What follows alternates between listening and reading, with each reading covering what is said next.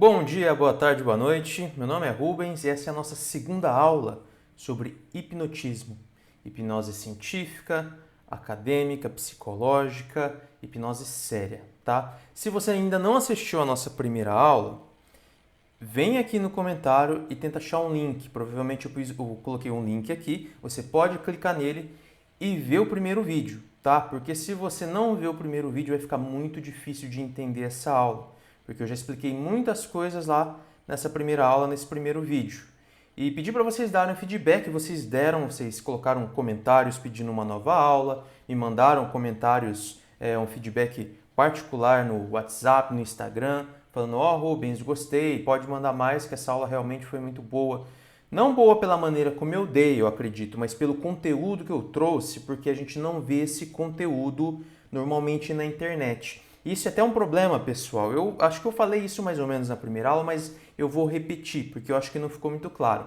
Esse conteúdo de hipnose séria, acadêmica, científica, é um conteúdo que pode causar um certo estranhamento nos hipnotistas. Eles podem não gostar desse conteúdo e ficarem um pouco nervosos comigo. Por quê? Porque a hipnose médica, a hipnose científica, a hipnose que a gente encontra seriamente estudada na literatura, ela é uma hipnose que pode causar um certo problema para o marketing da hipnose. Ah, como assim, Rubens? Marketing, hipnose, estudo científico? Pierre Janet, que foi aluno de Charcot, um grande pesquisador, ele no século XIX teve um grande problema ao dizer que a hipnose envolvia perda de controle, que todo mundo que era hipnotizado perdia o controle. Quando ele popularizou essa ideia, quando essa ideia foi popularizada principalmente por ele lá no século XIX, final do século XIX, a hipnose teve um probleminha aí, porque as pessoas começaram a correr dela, sabendo que se perdia o controle, as pessoas não queriam ser hipnotizadas, porque gerava a reatância psicológica que a gente já viu na aula anterior. Então, a pessoa pensava assim, olha, eu vou perder meu controle? Eu não quero perder meu controle. Quem aí que quer perder o controle? Eu não quero perder meu controle. Então, eu não vou me deixar ser hipnotizado. Por quê? Porque hipnose é perder o controle. Tudo bem? Será que isso está certo? Será que não está? Olha, pessoal, cientificamente, é muito complicado responder, mas eu votaria em dizer que sim, você perde o controle com a hipnose, por causa do movimento da dissociação, né, do fenômeno da dissociação, ou da desagregação mental, que foi o nome que Pierre Janet deu. Então você perde o seu controle voluntário, a sua capacidade de deliberar ações. Assim como um psicótico, ele também perde o controle sobre suas ideias, sobre aquilo que ele enxerga, aquilo que ele ouve. Então é mais ou menos o mesmo processo. Claro que comparar assim, nossa Rubens, hipnose é uma psicose, eu vou falar sobre isso ainda nessa aula. É muito complicado comparar diretamente assim, a gente precisava de um estudo mais aprofundado, um estudo experimental, laboratório, comparar uma coisa com a outra, mas conhecendo um pouquinho de linguística, de psicologia, de neurociência, a gente pode chegar em algumas deduções sobre isso. E eu votaria a favor de dizer que a hipnose ela gera sim algum nível de descontrole, onde a gente divide o nosso módulo mental. Então a gente fica com a nossa cognição dividida, onde a gente tem aquilo que é voluntário, mas a gente tem aquilo também que não é voluntário, como se a gente estivesse sonhando acordado. Uma parte dessa cognição, dessa linguística, dessa mente, eu posso falar assim, ela fica automatizada e produzindo conteúdos sem passar pela minha deliberação. E isso a gente poderia dizer que é uma certa perda de controle, tudo bem? Mas, bom, muito complicado falar sobre isso. Vamos começar nossa aula, vamos ver tópico por tópico do que eu trouxe hoje para vocês, porque eu falei que na aula passada eu iria trazer a prática da hipnose, né? Porque a aula passada eu trouxe muita teoria, o que é o hipnotismo, o que envolve hipnotizar uma pessoa, etc, etc. E hoje eu trouxe uma parte mais prática. Porém, como minha área é mais acadêmica, então não tem como fugir da teoria, tá? Então eu trago a prática, mas meu foco aqui é na teoria. Até porque na internet você vai achar muitos cursinhos aí, de graça, pago, cursos caríssimos, vai achar de tudo na internet sobre prática da hipnose. E esse conteúdo que eu trago para vocês aqui não é um conteúdo que vocês acham na internet. Então eu acho muito mais legal focar naquilo que está escasso do que eu ficar perdendo tempo aqui nas aulas com vocês com essa parte prática que vocês acham em qualquer lugar. Tudo bem? Aliás, eu até recomendo o curso de um dos meus professores, que é o Alberto Delisola, que ele tem cursos bem interessantes de hipnose, voltado bastante para a parte prática. Ele tem curso de parte da psicoterapia também, psicologia, mas ele tem cursos de entretenimento também, hipnose, acho que é um curso que chama Hipnose do Zero, se não me engano, e ele vai ensinar lá toda a parte prática, ele não vai falar muito sobre teoria, ele vai direto para a prática, como hipnotize e pronto, beleza? Além do Alberto, você vai encontrar vários outros cursos também, recomendo que você faça todos eles, tá? Não se limite a fazer um cursinho ou outro, faça tudo, devore aí os cursos de hipnose e aprenda a hipnotizar corretamente para você saber o que você está fazendo e não fazer coisas erradas, tá? É assim que eu penso. Eu acho que existe um problema aí no hipnotismo, que muita gente faz um cursinho de final de semana e não sabe o que está fazendo. Aí tem alguns eventos inesperados durante o hipnotismo, uma crise de ansiedade, alguma coisa do tipo, e a pessoa não sabe como lidar. Ela não sabe o que está acontecendo e sai repetindo, não, que hipnose é inofensiva, imagina, não foi hipnose. Pode ter sido hipnose sim. A gente vai falar hoje nessa aula também porque que a hipnose pode ser perigosa. Eu guardei esses assuntos aí, psicose, perigo da hipnose e tal, perda de controle e tudo mais para o final dessa aula, tá bom? Vamos lá, prática da hipnose, trazendo muita ciência e informação para vocês. Bom, pessoal, eu falei para vocês na aula anterior que hipnose é puro convencimento. A nossa linguagem, o nosso funcionamento cognitivo, ele depende de puro convencimento. Tudo bem? Não existe lá a realidade, a gente encosta na realidade e descobre ela. Não, a gente é convencido, a gente é persuadido pela realidade daquilo que a realidade é. E esse conteúdo da realidade, aquilo que a realidade é, tem um peso cultural muito grande. A cultura diz pra gente o que a realidade é. Isso envolve um processo já de persuasão. Você crescer em uma cultura, aprender a falar as palavras que aquela cultura te ensina com seu pai e com sua mãe, isso já é um grande hipnotismo. Tudo bem? Então a hipnose envolve convencimento, convicção, acreditar em alguma coisa, tá? Não tem como fugir disso, ok? Bom, mas como que a gente pode convencer uma pessoa então na prática? Agora você se tornou um grande hipnotista. Você é um grande hipnotista agora. E você vai hipnotizar alguém. Quando começa a hipnose? Bom, a hipnose começa antes de você ver a pessoa. Naquilo que a pessoa ouve falar de você. Onde você estudou? Quem é você? Quem são seus amigos? Sua formação, onde você estudou, né? Que é a mesma coisa. Qual é a sua habilidade? Você é uma pessoa famosa, conhecida? O que você faz na vida? Que idade você tem? Você é mais velho? Mais velho convence mais. Mais jovem? Meio inseguro, talvez ele não sabe o que está fazendo. Jovem demais. Você fala com convicção? Nossa, mas se você não falou, Rubens, que é antes, tudo bem. É antes de você encontrar com a pessoa. Mas hoje a gente tem Instagram, TikTok, YouTube. Quando a pessoa ouvir falar de você, o que ela vai fazer? Opa, YouTube, TikTok, Instagram. Ela vai te procurar na internet, Google, né? Vai dar um Google em você. E o que ela encontra na internet sobre você já é hipnotismo. Já está hipnotizando a pessoa. Tudo bem? Então você é hipnotista. Você quer fazer hipnose com alguém? Você quer vender alguma coisa, entretenimento, um show de hipnotismo? Você quer vender terapias com hipnose? Aquilo que a pessoa encontrar na internet, opa, já vai falar muito sobre a hipnose que você vai fazer. Já pode decidir ali o sucesso do seu hipnotismo ou não. Tudo bem? Mas Rubens, hipnose não é a parte da técnica, de você ser bom na técnica? Olha, não só. Lembra que eu falei na aula anterior que depende de tudo que acontece no ambiente? Desde o primeiro momento em que a pessoa ouve falar de hipnose, nem de você, mas de hipnose, ela ouve falar, o que é hipnose? Isso já está hipnotizando ela. A hipnose já começa ali. Depois da sua parte, o que você pode fazer? Você passar uma boa imagem de um hipnotista. Na internet, no Instagram, o que é a imagem de um bom hipnotista? É a mesma coisa que a imagem de um bom advogado, de um bom vendedor, de um bom líder religioso, que é a imagem de redução de incerteza. Ou seja, convicção. É uma imagem de uma pessoa segura que sabe o que faz, que tem experiência, que tem talento, que tem domínio naquilo que faz. Que no hipnotismo as pessoas vão chamar de autoridade. Autoridade é uma palavra complicada, eu não gosto muito de usar ela, ela é muito generalizada dentro do hipnotismo. Eu acho que não é autoridade a palavra. Paulo Paixão, antigamente, não usava a palavra autoridade, ele usava a palavra prestígio. Prestígio, acho que para mim faz até mais sentido, que é você ser prestigiado por aquilo que você faz enquanto habilidade, enquanto domínio, enquanto talento, enquanto experiência. Isso faz bastante sentido. Mas no fundo, também não é prestígio. Cientificamente, o que é? É redução da incerteza, maior convicção. Quando a pessoa que procura você na internet e vê uma pessoa segura que sabe o que faz, ela começa a te liderar.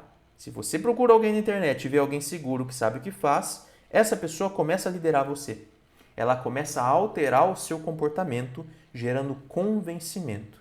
Isso em tudo na nossa vida. Saiu na rua, viu lá na rua uma situação de redução de incerteza, você vai por aquele caminho. Vamos imaginar o seguinte, você vai atravessar a rua e tem um carro ali que você não sabe se ele vai para frente ou para trás. O que você faz? Você atravessa? Não, você espera. Você começa a hesitar, porque você vê que aquele carro ele não tem uma certeza de para onde que ele vai. Agora, outro carro, você vai atravessar outra rua, você vê outro carro e aquele carro ele está indo para frente, ele está indo com certeza, você sabe que ele não vai dar ré em cima de você. O que você faz? Você atravessa a rua, porque você sabe que ali tem uma menor probabilidade de você ser atropelado. Mas não é bem uma menor probabilidade. Para você decidir, para você deliberar a sua ação, para você ter uma ação ética no mundo, para você decidir a favor da sua sobrevivência, você vai no sentido do quê? Da certeza. Ou melhor, da redução da incerteza. Tudo bem? Sempre assim. Mesma coisa quando alguém procura você enquanto hipnotista na internet. Elas querem ver uma pessoa segura. Se eles verem você falando, eu não sei o que eu faço direito, não sei o que, já prejudica a hipnose. A posição do hipnotista é uma posição ali de convicção, de que sabe do que fala, de que fala com certeza, que é a mesma coisa para todo vendedor que quer vender um produto. Ele vai dizer com toda certeza que aquilo é bom, que não sei o que, ele vai tentar te seduzir, te persuadir, vai usar a retórica, vai usar o comportamento dele para gerar uma expectativa em você de que aquilo é muito bom, te convencendo daquilo. Na verdade é o contrário, né? Ele vai tentar te convencer para gerar uma expectativa. A gente não sabe o que vem primeiro, se é o convencimento ou a expectativa. Pode ser que você seja convencido e dispare uma expectativa, mas pode ser também que a sua expectativa dispare um convencimento, porque essas duas coisas se retroalimentam positivamente, uma retroalimenta a outra. Tudo bem? Então, convencimento. A pessoa precisa ser convencida antes de encontrar com você. E depois, pessoal, depois que a pessoa já viu você na internet, o que vai acontecer? Você precisa se encontrar com a pessoa pessoalmente para hipnotizar ela. Ou online, tem o negócio do hipnotismo online também. Bom, pessoalmente, a pessoa ela vai ver seu gesto de convicção, as palavras que você usa, a sua retórica, o ambiente onde você está, tudo bem? Tudo isso conta bastante para o sucesso do hipnotismo também. E o que a pessoa vai estar buscando em você? Redução da incerteza, maior convicção. Você tem que estar convicto naquilo que você fala, naquilo que você faz. Não tem brecha para dúvida, tudo bem? Colocou dúvida ali, eu não sei, eu não tenho certeza, opa, a hipnose ali pode dar errado. Tudo bem? Precisa de convicção para mudar o comportamento daquela pessoa na direção que você deseja. Beleza? Então a pessoa já ouviu falar de você, encontrou com você e viu lá um comportamento de um grande hipnotista. Um comportamento de convicção. E aí o que você vai fazer? Bom, você vai usar técnicas para convencer ainda mais essa pessoa, para ela ficar totalmente convencida de que ela vai ser hipnotizada. E quanto mais convencida ela fica, mais hipnotizada ela é. Tudo bem? Vamos falar agora desse convencimento, dessas técnicas que você usa no momento do hipnotismo, no momento que você vai hipnotizar aquela pessoa. Bom, você precisa saber o seguinte agora.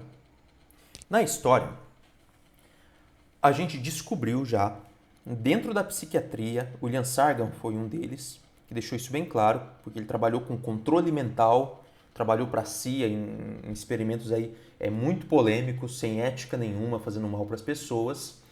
mas ele descobriu coisas com isso, né? Ele descobriu que é muito, muito, muito difícil convencer racionalmente uma pessoa de alguma coisa. Uma conversão que eu falo, uma mudança de ideias radical, que é pautada na razão, ela é muito complicada de ser feita, tá? Então, se você for tentar convencer uma pessoa racionalmente, nossa, muito difícil. Os vendedores hoje sabem muito sobre isso. Neuromarketing, né? Se eles querem vender uma Coca-Cola para você, eles não vão te dar argumentos de por que tomar Coca-Cola. O que eles vão fazer? Eles vão fazer você ter desejo de tomar Coca-Cola. Porque a partir do desejo, você vai procurar uma racionalização para justificar aquele desejo como algo bom, para que você consiga saciar o seu desejo e tomar Coca-Cola. Então é muito difícil de convencer racionalmente, de explicar. O que é mais fácil fazer? Emoção. Atirar na emoção da pessoa. O foco deve ser na emoção. E quando a gente fala de emoção, o que a gente está falando? A gente está falando de corpo, de matéria. Então, para convencer uma pessoa, é muito mais fácil você focar no corpo dela, para que ela veja, sinta coisas, do que ela entenda, do que tentar fazer com que ela entenda as suas ideias. Se você tentar convencer ela, fazendo com que ela entenda as suas ideias, muito difícil de atingir o hipnotismo. Se você tentar convencer ela através do corpo, fazendo ela ver, ela sentir, ela ouvir, ela cheirar, ela sentir o gosto, ela sentir o tato, opa, aí você vai conseguir convencer melhor essa pessoa, tudo bem?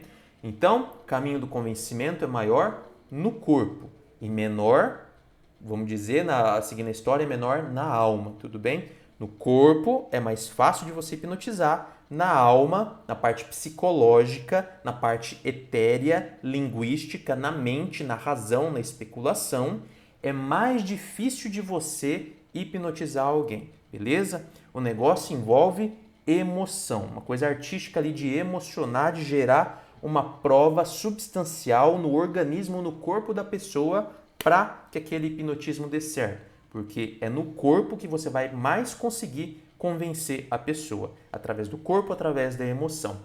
Tudo bem? Bom, Charles Peirce, ele vai dizer que Charles Peirce é o pai da semiótica, tá? Ele vai dar um método de convencimento, ele vai estudar como que a gente fixa as nossas crenças. Tem um artigo dele que você pode pesquisar, você vai achar muito fácil na internet, que chama A Fixação das Crenças. Eu recomendo aí como tarefa dessa aula que você leia esse artigo. A Fixação das Crenças, tem em português, é um artigo fantástico para você aprender a arte do convencimento, tá bom? Acho que todo hipnotista deveria ler obrigatoriamente esse artigo. A Fixação das Crenças de Charles, que é Charles, né, em português mesmo, Peirce, P-I-E-R-C-E,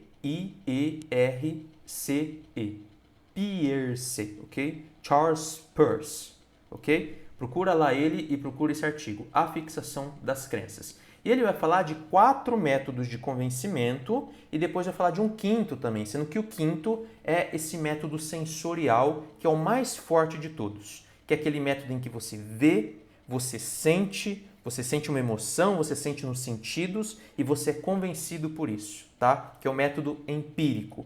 Através da empiria, através dos sentidos, você é muito mais facilmente convencido do que através da razão. Só que para a razão ele vai trazer 4 métodos também de convencer uma pessoa, de você mesmo se convencer, que é o método da autoridade, que é uma pessoa que lidera você como pai, mãe, algum amigo que você vê como importante, algum especialista, vai te dizer alguma coisa e você vai acreditar sem questionar. Um professor, um advogado, um juiz, um policial, alguém do exército, um militar. Quando alguém diz alguma coisa para você, um religioso, você acredita sem questionar. Esse é o primeiro método da autoridade. Ele vai falar do método a priori também, que é o quê? É quando a pessoa acredita em algo por gostar mais daquilo. Então ela tem várias coisas para acreditar. Vamos falar da psicologia. Dentro da psicologia existem várias abordagens. Análise do comportamento, terapia cognitivo-comportamental, tem psicodrama, tem psicanálise. O que a pessoa vai escolher? Para Charles Peirce, se essa pessoa for seguir o método a priori, ela vai escolher aquilo que ela gosta mais. Não aquilo que uma autoridade disse para ela gostar, não aquilo que ela sentiu na experiência, e nem o método científico que foi testado, e nem o método da tenacidade, que a gente já vai ver o que é. Mas o método a priori, que é o método estético de, eu gostei mais, isso condiz mais com a minha cultura, com aquilo que eu aprendi desde pequeno, então eu vou para essa abordagem da psicologia. Então eu vou ser psicanalista, então eu vou ser analista do comportamento. Então, o método a priori é você escolher aquilo que você gosta mais. É outra maneira da gente ser convencido, beleza? Outro método da tenacidade, que eu citei agora, mas não falei o que é você crescer ouvindo aquela mesma coisa várias e várias e várias vezes, até que ela entra na sua cabeça de um jeito que você não discorda mais de jeito nenhum. Você nem sabe por que você está fazendo aquilo, mas você faz porque você repetiu aquilo a vida inteira.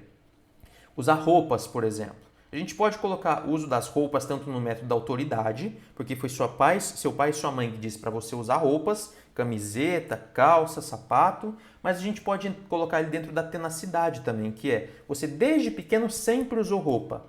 E chegou um momento em que você nem sabe explicar por que você usa roupa. Você vai falar em pudor, vai falar em moral, vai falar em vergonha, mas você não sabe exatamente por quê. Se você for lá numa tribo indígena, vai ter um monte de índio sem roupa. Por que eu uso roupa e os índios lá não? Por quê? Pode entrar aqui dentro da explicação da tenacidade, porque eu fui acostumado com isso. A tenacidade, para Peirce, é um método religioso também, onde a pessoa desde pequenininha é levada na religião, ela sempre ouve aqueles mesmos dogmas e ela passa a acreditar naquilo sem reflexão, somente por repetição.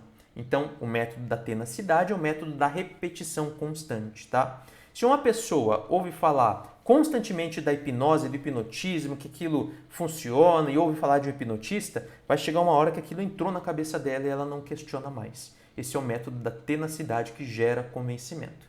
Beleza? E depois ele fala, por último, do método científico, que é um método que envolve também a empiria, envolve o empirismo, que vai envolver métodos que usam os sentidos para conhecer as coisas. Mas o método científico não precisa que você mesmo vá lá e teste a coisa, que sinta aquilo que está acontecendo com seus próprios sentidos. Ele pode ser um método de ouvir falar através de uma revista de publicação científica, através de um método experimental que você viu que foi bem delineado, foi bem feito, e aí você fica convencido. Claro que aí entra também o método da autoridade. Porque você não estava lá para ver como que o método foi feito, você não usou os seus sentidos, você teve que acreditar em um método explicado num papel. Então aí também entra o método da autoridade, tudo bem? De você acreditar em alguém que publicou aquele artigo numa revista, de alguém que escreveu aquilo com aquelas palavras e te convenceu de que aquele método científico foi bem feito. Então aí também entra muito o método da autoridade. Na ciência a gente tem muita autoridade, muita política, isso é muito complicado, polêmico. Mas aí a gente pode considerar que o método científico ele envolve também você acreditar no método em si, tá? Que existe um método que foi testado, que foi validado por pares e que faz você ficar convencido de que aquilo funciona. Tudo bem? Então são esses 4 métodos que usam a razão: autoridade, tenacidade, a priori e científico. E um método principal que envolve a parte empírica e o processo empírico, que é você, através dos seus sentidos, perceber aquilo.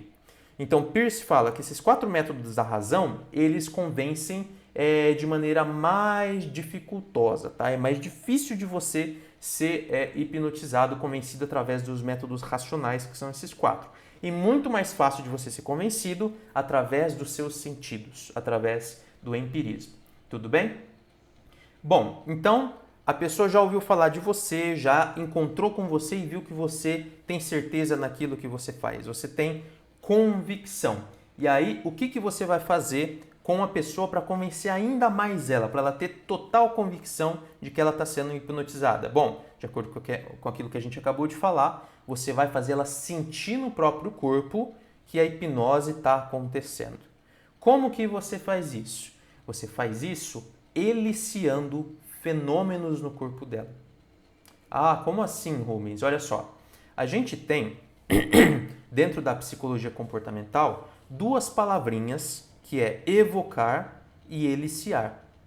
Evocar, deixa eu explicar para vocês como sendo é você trazer pensamentos para a pessoa, tá? Então, a pessoa ela está pensando em outra coisa, ela está pensando o que ela vai comer hoje à noite. E aí você começa a falar com ela sobre carros. E aí ela começa a pensar sobre carros. Você evocou um pensamento nela sobre carros, tudo bem? Isso é evocar. Depois tem eliciar. O que é eliciar? Eliciar é quando você traz uma emoção que a pessoa não tem muito controle, tá? Você fala de uma emoção muito forte que ela teve no passado e ela já traz aquilo no corpo dela. Ela está eliciando, tudo bem? Então, eliciar é algo mais automatizado, mais emocional, reflexo, instinto, um comportamento respondente. E evocar envolve mais um comportamento aí dos pensamentos, um comportamento mais operante, tudo bem? Então, evocar e eliciar. Claro, essa divisão eu tendo a enxergar ela como mais pedagógica, tá? Porque se a gente começar a investigar mesmo até onde vai o evocar e o eliciar, a gente vê que chega um momento em que eles começam a se misturar, tá? Então, no hipnotismo faz mais sentido a gente falar só em eliciar, principalmente quando a gente for fazer a pessoa que a gente quer hipnotizar experimentar os fenômenos no corpo dela para ela ser convencida de que a hipnose está acontecendo. O nosso processo enquanto hipnotista vai ser eliciar fenômenos no corpo da pessoa. E é aqui que a gente fala da hipnose de verdade, a hipnose na prática, que todo hipnotista acaba se especializando, que é o comportamento do hipnotista de eliciar fenômenos. O hipnotista ele tem que ser muito bom em eliciar fenômenos no organismo da pessoa, porque são a partir desses fenômenos que ele vai ligar o motor da hipnose, girar a chave da hipnose. Como Fábio Puentes disse, ele fala isso, ele foi um dos meus professores em um congresso paulista de dor, se não me engano já faz um tempão, e ele fala muito sobre isso. Tem o livro dele também, recomendo também o material dele, que ele fala sobre ligar o motor da hipnose. Como é que liga o motor da hipnose? Fazendo a pessoa mesma sentir os fenômenos hipnóticos no corpo dela. Que fenômenos hipnóticos são esses? São fenômenos de eliciação de respostas automatizadas. Coisas que a pessoa não delibera, mas que acontece no corpo dela só de ela pensar. Tudo bem? A gente vai ver fenômeno por fenômeno. E eu queria colocar, antes da gente entrar nesses fenômenos, lembrar vocês daquilo que eu falei, provavelmente, acho que eu falei sobre isso na aula anterior, se não eu falo agora também, mas eu acho que vale a pena repetir, que nossa cognição, ela é corporificada. O cognitivismo defende isso. Cognição é corporificada. O que isso significa? Que aquilo que acontece no nosso corpo, acontece também nos nossos pensamentos. E aquilo que acontece nos nossos pensamentos, acontece também no nosso corpo. Como se, na verdade, fosse tudo uma coisa só. Essa separação de pensamento e corpo é uma separação didática que envolve locus de controle. Nossa, Rubens, locus de controle, o que é isso que você está falando? Locus de controle é o seguinte, quando eu faço uma ação, o que eu posso controlar dessa ação? Onde eu sinto que está o controle? Está no meu corpo, dentro de mim, no meu comportamento, ou eu sinto que esse controle vem de fora? De alguma pessoa, de alguma coisa que acontece no ambiente, tudo bem? Então, dividir em mente e corpo tem muito mais a ver com o locus de controle. Eu saber que eu estou no controle dos meus pensamentos. Eu saber que eu estou no controle de deliberar as ações do meu organismo, tudo bem? E saber que os meus sentimentos, aquilo que eu sinto que surge, não está tão no meu controle assim, porque a gente não tem tanto controle dos nossos sentimentos, que nem fazer o nosso coração bater mais rápido ou devagar. Você consegue aí forçar seu coração a bater mais rápido ou devagar? Você não vai conseguir fazer isso diretamente até onde a gente entende na ciência. Você vai precisar pensar em alguma coisa e deixar que seu coração bata mais rápido ou mais devagar como consequência desse pensamento. Tudo bem? Então, onde está o locus de controle aí em relação ao coração? Está no seu pensamento. Tudo bem? E aí, por isso, a gente vai dividir em corpo, em alma ou em corpo, em mente. Na história se fala muito sobre alma, né? Alma racional, que é a nossa psique, a nossa parte psicológica, a nossa mente, nossa parte linguística, a nossa cognição. Tudo bem? É importante vocês saberem esses nomes. Então, a cognição é corporificada. Essa divisãozinha que a gente faz ela é apenas didática, porque na verdade ela não existe. Você pensou em algo, seu corpo mudou. Seu corpo mudou, você vai pensar em algo, tudo bem? A gente tem uma unidade aí. Importante saber disso. Ok, vamos lá ver os fenômenos que a gente pode eliciar em uma pessoa, que você tem que ser bom em eliciar na pessoa que você vai hipnotizar? Então vamos lá. Que fenômenos são esses?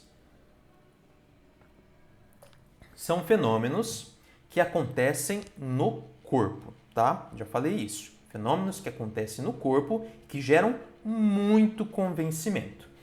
O primeiro desses fenômenos é o movimento não deliberado. É quando a pessoa ela começa a se movimentar sem que ela queira se movimentar. E a gente vai ter um nome dentro da ciência, dentro da medicina para isso, que foi o nome atribuído no século XVIII pelo Dr. François Sauvage, um francês, se escreve François, F-R-A-N-C cedilha O-I-S, Sauvages, S-A-U-V-A-G-E-S, um francês, que lá no século XVIII vai falar da ataxia, tudo bem? Ou seja, é você produzir uma ataxia na pessoa que você hipnotiza. Rubens, pelo amor de Deus, o que é ataxia? Não sei o que é isso. Ataxia é você gerar um movimento sem que a pessoa queira se movimentar. Então a pessoa ela se mexe sem que ela queira se movimentar. Qual que é o principal fenômeno de ataxia que a gente tem no hipnotismo? É talvez um dos fenômenos que a gente tem como mais antigo para gerar convencimento, que é o balanço, o desequilíbrio. A gente, para não criar nomes complicados, como já pensou se você chegar na pessoa e falar, agora eu vou produzir uma ataxia em você? Nossa, a pessoa vai ficar com medo, vai ter uma reatância psicológica, não vai deixar você fazer isso.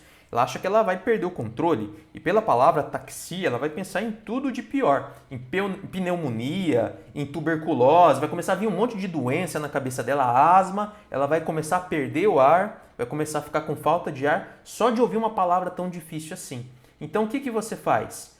Bom, o hipnotista ele vai com toda a malandragem, toda a retórica, criar nomes bonitos para isso. Em vez de falar ataxia, ele vai falar teste do barquinho. Olha que bonito, olha que poético. Teste do barquinho. Dá vontade de ser hipnotizado quando você ouve falar em teste do barquinho ou exercício do barquinho. É quase infantil, parece inofensivo, tudo bem? Mais antigamente eles vão falar em teste do balanço. Hoje em dia, depois de Milton Erickson, a gente sabe que não é legal colocar a palavra teste naquilo que a gente faz, porque ser testado envolve passar a impressão de que você tira a liberdade da pessoa, de que você exerce o controle sobre ela. E no hipnotismo, Milton Erickson ensinou pra gente, um grande hipnotista da hipnose ericksoniana, uma hipnose bem humanista, ele ensinou pra gente que a autoridade é muito importante, mas essa autoridade ela precisa ser exercida com muita permissividade, como se a ideia fosse sempre da pessoa que está sendo hipnotizada e nunca do hipnotista que vai hipnotizar ela. Sempre da pessoa, então muita permissividade. Então aí você fala exercício do barquinho, vamos fazer a brincadeira do barquinho, a brincadeira do balanço. Vamos balançar, vamos fazer o exercício do balanço juntos? Vamos! Então esse é o método de você produzir de maneira permissiva uma ataxia na pessoa. E como que você vai fazer isso? Bom, de maneira extremamente segura e convincente, você vai pôr a pessoa de pé. Você pode pedir para ela juntar os pés, sim, ou deixar os pés separados, com os pés juntos, a pessoa balança mais. E você vai pedir para ela colocar as mãos, deixar as mãos soltas, fechar os olhos, e aí você faz o que você quiser. Você pode falar assim, se a pessoa for mais espiritualista e tal, gostar das árvores, das energias, você fala, agora imagina que você está sentindo todas as energias em volta de você. E você sente o ar, e você sente a natureza, e agora você percebe como isso te afeta e como isso vai gerando uma sensação em você, e você começa aos poucos a perceber como você começa a balançar, e aí você vai só na lábia, só na retórica, e você começa a sentir, começa a balançar, começa a fazer isso e aquilo, e você vai levando da maneira como você sentir que deve, tá? Qual que é o objetivo? Fazer a pessoa acreditar que o balanço que que vai começar e vai ser tanto maior quanto maior for a sugestionabilidade ou suscetibilidade ou sensibilidade da pessoa. Se a pessoa for sensível, for sugestionável, a pessoa vai começar, ó, de olho fechado, a balançar ou para frente ou para trás ou para o lado. E o seu objetivo enquanto hipnotista qual que é? Você fazer acreditar que o balanço da pessoa é um fenômeno hipnótico. Que por causa disso que ela está balançando, ela vai ser super hipnotizada. Tudo bem? A pessoa precisa acreditar nisso. Quanto mais ela acredita, mais hipnotizada ela vai ser. Mais hipnotizada ela é. Tudo bem? O trabalho do hipnotista é esse, convencer, usar um fenômeno orgânico, biológico, algo que acontece no corpo dela, fazer a pessoa perceber esse fenômeno, retroalimentar isso, fazendo com que cada vez que ela perceba, mais hipnotizada ela fique, tudo bem? Então, ela começou a balançar e aí você vai lá e retroalimenta. Você vai dizendo isso e começa a balançar cada vez mais. E vai balançando mais e mais. E aí a pessoa começa, né, a balançar em pé. E aí você já sabe que quanto mais balança, mais hipnotizável essa pessoa é, mais convencida ela tá, ou mais fácil de convencer ela. Tudo bem? Então, essa é a ataxia, ou exercício do barquinho, teste do barquinho, exercício do balanço, ou teste do balanço, tá? Que é provocar um movimento nela. Qual outro exercício de ataxia que existe? Você tem o exercício do pêndulo, que é muito antigo. Que você vai pedir para a pessoa pegar um pêndulo. Aqui eu não tenho um pêndulo mesmo, mas eu peguei aqui um colarzinho, tá, de ferro, que era da minha avó. Você vai pedir para a pessoa segurar e você vai pedir para a pessoa imaginar, olhando a ponta desse pêndulo, que esse pêndulo está se movimentando em alguma direção. Pode ser na vertical, na horizontal, pouco importa. E você vai perceber que quanto mais a pessoa pensa, mais eu estou pensando que ele está se movimentando e não estou deliberando, não estou fazendo força nenhuma para ele se mexer. Só com o meu pensamento ele se mexe. Por quê? Nossa, Rubens, isso aí é bruxaria? Não, isso aqui é fisiologia.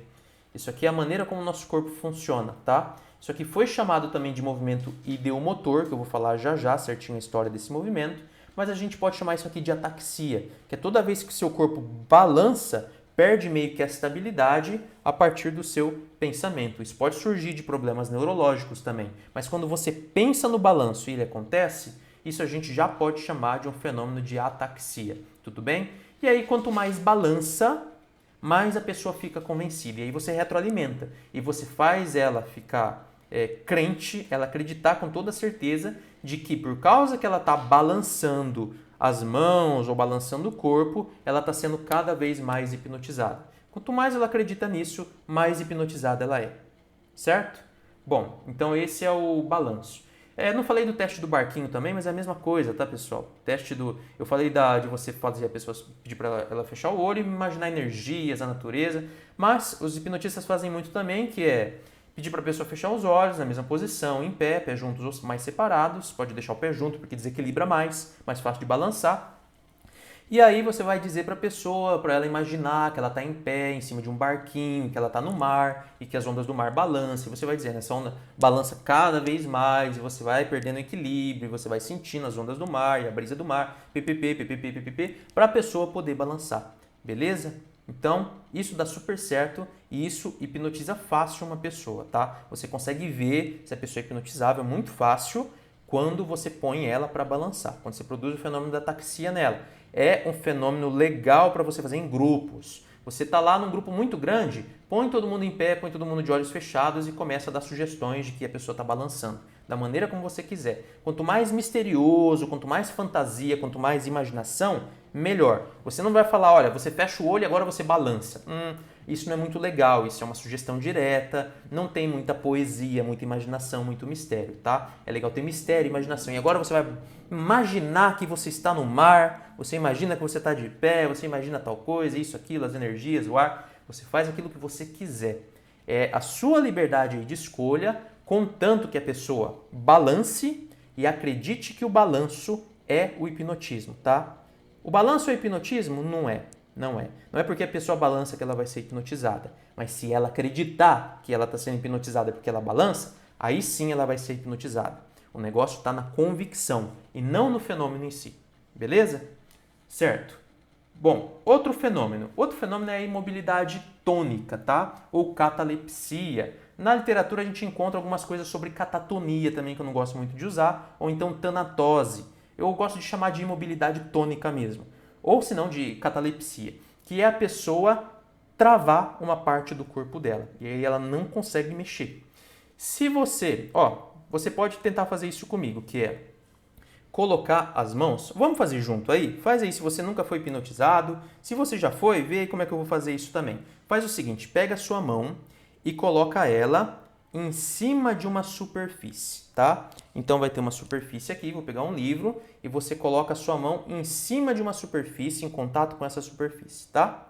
Faz aí comigo. E agora, pessoal, escolhe um único ponto da sua mão para onde você olha. Escolhe um único ponto. Pode ser a ponta do seu dedo, pode ser a base do seu dedo, o meio dele, pode ser o meio da sua mão. Isso, e agora começa a olhar só para esse ponto. E olhando para esse ponto, imagina que a sua mão está ficando cada vez mais pesada. Cada vez mais pesada. E só de imaginar isso, você percebe como sua mão fica ainda mais pesada. E à medida que ela vai ficando mais e mais pesada, você começa a sentir, talvez, como se tivesse uma cola entre a sua mão e a superfície. E percebendo esse peso, essa cola, talvez uma cola bem forte, talvez a cola mais forte que você já conheceu na sua vida. Talvez aquela cola de sapateiro, talvez super bonder. E você começa a perceber essa cola talvez em uma parte maior da sua mão. Talvez no dedo mínimo, talvez no dedo médio, ou talvez em um outro dedo. E quando você percebe essa cola, ela aumenta ainda mais. E ela vai ficando cada vez mais e mais colada. E à medida que eu vou falando com você, essa cola vai ficando cada vez mais colada. Até chegar um momento em que sua mão fica totalmente colada nessa superfície. Isso. E de 0 a 10 agora, sem tentar soltar, você começa a perceber o quanto essa sua mão está colada. Se ela está colada no nível 5, no nível 7, no nível 10 ou talvez muito mais colada. E independente de como esteja colada essa mão, você aumenta a força dessa cola. E você vai aumentando tanto que vai chegar um momento, mas não agora, que sua mão vai estar totalmente colada e vai ser impossível, totalmente impossível de soltar. Tudo bem? E a partir de agora, quando você tiver certeza absoluta que essa sua mão está totalmente colada, só quando você tiver certeza, você tenta soltar ela, mas não consegue. Você tenta soltar, mas não consegue, quando você quiser. E quanto mais você tenta, mais colada essa mão fica. Quanto mais tenta, mais colada. E isso, está tentando? Pode tentar, porque quanto mais tentar, mais colada fica. Impossível de soltar. Totalmente colada. E agora uma outra parte começa a colar ainda mais. E vai ficando cada vez mais e mais colada. Isso. Quando eu contar até 3, essa cola vai embora e você consegue descolar a sua mão. 1, vai soltando essa cola. 2, vai soltando, vai desprendendo completamente. E 3, pode soltar. A sua mão pode separar. Beleza? Conseguiu aí colar a sua mão? Ah, consegui, Rubens. Ah, não consegui. Conseguiu ou não conseguiu? Se você se concentrar, depois tenta fazer isso sozinho, se concentrando lá em colar a sua mão. Quanto mais você se concentra em emoções e quanto mais você procura estar convicto de que sua mão está colada, mais esse fenômeno dá certo. Claro que vão ter pessoas que são mais sensíveis e pessoas que são menos sensíveis. Pavlov dizia que todo mundo é hipnotizável, só que ele dividia a população em 4, sendo que dois desses grupos, eram altamente hipnotizáveis e outros 2 menos hipnotizáveis, mais difíceis de serem hipnotizados, tá? Em que grupo você acha que você está? Nos mais hipnotizáveis ou nos menos hipnotizáveis? Conta aqui embaixo na descrição desse vídeo para mim no comentário, tudo bem? Então é isso, pessoal. Quando você começa a pensar que a sua mão está colada ou que você não está conseguindo se movimentar, você tem um fenômeno de imobilidade tônica, onde o seu corpo trava e aí você não consegue se movimentar mesmo. E esse é um fenômeno fisiológico também, não tem nada de bruxaria, nada de estranho aí. Aliás, William James, um grande psicólogo, ele foi um dos primeiros a trazer na psicologia uma desmistificação, eu posso colocar assim, de que esses fenômenos não têm nada a ver com religião. Tudo bem? São fenômenos que a gente é capaz de fazer por uma questão aí psicobiológica, psicofisiológica, vamos colocar assim, tá? É algo que a gente tem disponível no nosso corpo e que pode acontecer com a gente, tudo bem? Então, se você se concentrar em colar sua mão na mesa, você sente que colou, você vai ter uma catalepsia, mobilidade tônica, e não vai conseguir soltar. Se você imaginar que você está colando uma mão na outra, você cola também. Assim, assim, assim. Tudo bem? Assim, a posição ela faz com que você fique com mais dificuldade ainda de soltar. Se você usa esse movimento para a pessoa, eles fazem muito isso em entretenimento, né? A pessoa ela vai sentir maior dificuldade e ela vai pensar, nossa, se está mais difícil, então está mais colado. E ela fica mais convencida ainda de que ela colou as mãos, tá? Carl Weissman, antigamente, ele colava atrás do pescoço, né? Ele falava, junta as mãos assim e põe atrás do pescoço. Aí ele dava várias sugestões, colocava música para a pessoa, usava a autoridade dele e a pessoa não conseguia soltar. E aí uma vez que a pessoa não consegue soltar, o motor da hipnose já foi ligado. E aí você consegue levar a pessoa para vários lugares diferentes, ter vários outros tipos de fenômeno, tá? Disparou um único fenômeno, pronto, heteroação. Lembra que eu falei do Weizsäcker na aula anterior? Então, quando você convence ela de uma única coisa, se for bem convencido mesmo, se ela estiver convicta, como colar as mãos e não conseguir soltar mais, vixe, você consegue convencer ela de mais um monte de coisa depois disso, por causa do fenômeno de heteroação. Convenceu ela de uma coisa, você consegue convencer ela de várias outras coisas. Tudo bem? Então esse é o fenômeno da catalepsia ou imobilidade tônica. Você não conseguir mexer e achar que está colado, quando na verdade você só está com o fenômeno de catalepsia, onde você conseguiu travar os seus próprios músculos, você não consegue mexer, tá bom? Ok, outro fenômeno muito usado no hipnotismo também, que também envolve catalepsia. Levi Hellman, americano, radialista, super hipnotista conhecido, ele dava aula para médicos nos Estados Unidos, conhecido como um dos hipnotistas mais rápidos na época em que ele queria vender o hipnotismo como um método de conseguir anestesia, e os médicos falavam, não, mas hipnotismo demora muito, não quero usar isso aqui como anestesia, não. Aí Hellman foi lá e falou, consigo hipnotizar uma pessoa em 5 minutos, super rápido, e aí vocês vão querer usar essa anestesia hipnótica, porque eu hipnotizo rápido. Ele foi lá e vendeu essa imagem de a minha hipnose é a mais rápida do mundo e eu tenho um método muito eficaz para hipnotizar as pessoas, tá? E ele usava muito isso aqui, que ele chamava de catalepsia dos músculos pequenos, tá? Que é você travar o olho da pessoa e ela não conseguir abrir.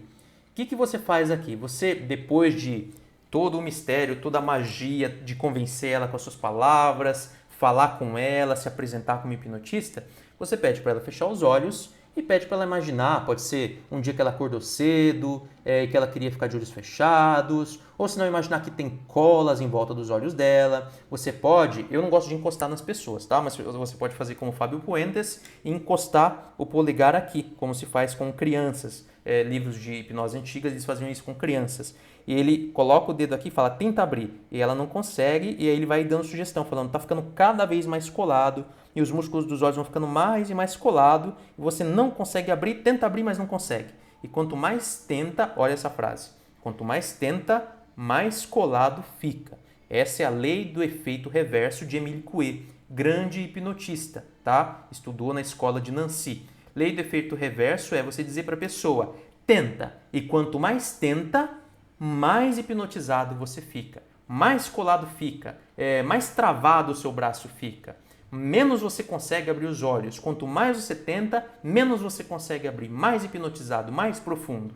Lei do efeito reverso, tudo bem? E aí a pessoa ela vai tentar, e quanto mais ela tenta, mais ela vai ficando hipnotizada, tá? Então, você pede para ela fechar os olhos, alimenta uma sugestão, uma imaginação de que ela tem cola nos olhos, de que ela não vai conseguir abrir, igual eu fiz agora há pouco com vocês com a mão, tá? Colando a mão na superfície. E aí você fala para ela, tenta abrir, mas não consegue. Quanto mais tenta, mais colado fica. Aí a pessoa não consegue abrir os olhos. Pronto, ela já está hipnotizada, tá? Quando ela fizer isso, você já convenceu a pessoa. Tudo bem? E aí você consegue levar ela para vários lugares depois. Então, esse é o fenômeno de colar os olhos. É uma catalepsia também. Depois, A gente tem o que eu já mostrei mais ou menos na aula anterior, que é o nistagmo, né? Nistagmo é você ter uma batedeira assim nos olhos, ficar com o olho perdido e por causa disso você achar que está sendo hipnotizado. E aí quando você acha, você é hipnotizado. Se, então, princípio da causalidade, né? Nossa, se meus olhos estão batendo, então eu estou sendo hipnotizado. E pum, você é hipnotizada pelo convencimento, pela convicção, tá? Então, o que o hipnotista faz? Ele pega o dedo e gira assim em volta da pessoa e pede para a pessoa seguir o dedo dele. Ou se não, pega um pêndulo também, um relógio, aquele relógio antigo de bolso, antigamente eles usavam muito, e balança na frente dos olhos da pessoa assim. Tem que ter autoridade. Se você chegar na sua mãe e falar, peraí que eu vou te balançar o relógio aqui, você vai ficar hipnotizada. Pode não dar certo, tá? Precisa ter todo o suspense, toda a magia, todo o convencimento anterior. Isso aqui é só um catalisador, tá? A hipnose ela já começou antes, com a sua figura de prestígio, de autoridade, de redução da incerteza. O que você vai fazer com esses exercícios? É só catalisar, só continuar aquilo que já estava acontecendo antes. E aí você pega lá o pêndulo e balança na frente do olho da pessoa, tá? Você vai balançar e vai dar sugestão. Olha, seus olhos estão ficando cansados, cada vez mais cansados. Isso, vai ficando mais e mais cansado, mais pesado. Aí a pessoa começa a piscar, tá? Piscar o que é? Bom, piscar é porque ela tá olhando para o pêndulo balançando aqui. Claro que ela vai cansar, lógico que ela vai cansar e não tem nada de hipnose nisso. Só que aí você, na malandragem, quando você percebe que ela piscou, opa, você faz ela acreditar que piscar já é hipnotismo. E aí ela pisca, ó. Você movimenta na frente dos olhos dela, começou a piscar e você fala, isso, e vai piscando e vai ficando cada vez mais pesado, aí a pessoa começa a piscar cada vez mais, porque você está retroalimentando positivamente o fenômeno, tá? Então ela vai piscando, piscando, aí chega uma hora que o olho dela começa a ficar perdido, assim, pronto, nistagmo. Aqui já é o momento de você dar uma sugestão para ela, ou fecha os olhos e se aprofunda, ou se não, fazer outra coisa que eu não gosto de fazer muito, que eu vou ensinar em algum momento, que é dar um susto nela. O susto, ele causa um disparo do sistema nervoso autônomo simpático, que leva como efeito rebote para o parasimpático, causando uma dissociação. Então, ela perdeu lá, ela está com nistagmo, ela perdeu o foco, o olho dela está assim, aí você pega e durma, aí a pessoa desmonta, tá? E aí ela entra num estado dissociativo mais profundo. Por que eu não gosto de usar o susto? Assim como o Fábio Puentes também não usa muito o susto. Por quê? Porque na literatura, o susto ele tem uma probabilidade de levar para convulsões não epiléticas ou eventos não epiléticos, onde a pessoa ela pode ter uma convulsão. Não é uma epilepsia, tá? É uma convulsão psicogênica, tá? Uma convulsão psicológica. Então, se você dá um susto na pessoa, ela pode cair numa convulsão e isso não é legal, tá? Isso aí pode gerar problemas, porque a pessoa sentindo a convulsão e depois tentando entender o que aconteceu, ela pode interpretar isso como ansiedade, como uma crise de ansiedade, crise de pânico, e ela pode vir a ter esse evento de novo em pouco tempo depois, longe do hipnotista, sozinha em casa, tá? Então pode ser problemático isso aí. Então por isso eu não gosto muito de dar susto, de dar choque nas pessoas. Mas esse momento do nistagmo é o momento onde o choque ele entraria bem. Durma! E a pessoa... ela desmonta entrando num processo dissociativo, beleza? Então esse foi um nistagmo, você pode fazer com pêndulo, com um dedo, ou se não, fazendo como James Braid fez na primeira vez que ele tentou praticar hipnose, que é colocar a pessoa para olhar para um único ponto e ficar dando sugestão de que o olho está ficando cansado e tal, e aí olhando para um único ponto a pessoa começa a ter o efeito Troxler. Troxler, T-R-O-X-E-R, se não me engano, Troxler. Deixa eu pegar aqui, não lembro exatamente como é que escreve, mas eu tenho anotado aqui porque é um dos temas da aula também. Deixa eu achar ele aqui, ó. Você pode achar isso muito fácil na internet também, acho que é Troxler.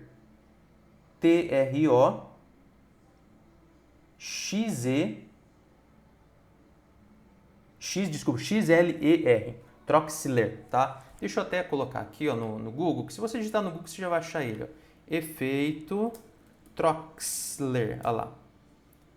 Que é um efeito que dá quando a gente fica olhando a mesma imagem no espelho. Ó. Aqui vocês não conseguem ver, por causa que eu tô com a tela cortada aqui, mas é efeito de Troxler, T-R-O-X-L-E-R, é isso mesmo, Troxler. Procura lá que você vai achar. E quando você olha para um único ponto, e a periferia do ponto começa a ter distorções, tá? Como se derretesse, você começa a ter umas certas alucinações, chama efeito de Troxler. Então, se você colocar a pessoa para olhar num único ponto durante muito tempo, ela vai começar a ter esse fenômeno. Isso é hipnotismo? Não é. Porém, se a pessoa acreditar que ela é hipnotizada. Então, você retroalimenta positivamente esse fenômeno quando a pessoa começar a piscar, começar a ter um nistagmo, como se isso fosse uma hipnose profunda pelo qual ela está passando. E aí você retroalimenta e pum, atravessa o limiar e a pessoa cai num estado dissociativo, tá bom? Ok, vamos continuar lá na listinha de fenômeno. Eu parei no nistagmo. Parestesia. Parestesia é o formigamento. É outro fenômeno que você pode eliciar também.